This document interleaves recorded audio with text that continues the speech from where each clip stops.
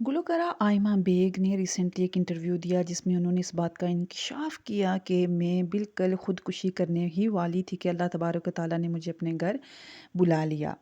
Gulkara Aima bag ने recently interview में खुलकर इस बारे में बात की जो उनका मंगनी टूटी और उसके बाद जितने भी स्कैंडल उनके बने, फिर उस स्कैंडल की वजह से वो बता रही हैं कि उन्होंने कितना सफ़र किया। ना सिर्फ गुलकारा आयमा बेग अपने बारे में कह रही हैं, बल्कि गुलकारा का कहना था कि उनकी फैमिली, उनके फ्रेंड्स सारे बहुत मुश्किल से गुज़रे, बहुत टफ़ टाइम था सबके लिए।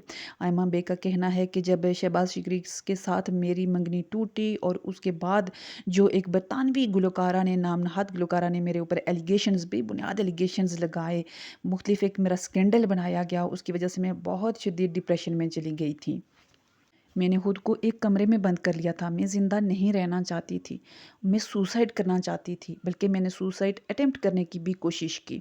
गुलकारा का मज़ीद ये भी कहना था कि मैं एक बंद कमरे में थी, तब मेरे वालिद मेरे पास आए और उन्होंने मुझे कहा कि क्यों ना मैं और आप दोनों उम्रा करने चलें, अल्लाह के घर में चलते हैं दोनों।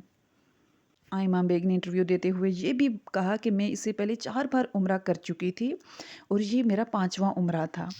सो मुझे ऐसा पहले कभी महसूस नहीं हुआ जो फीलिंग्स इस बार थी। पहले भी खुश होती थी, लेकिन इस बार मुझे लग रहा था कि अल्लाह ताला ने मुझे हील करने के लिए अपने घर में बुलाया है।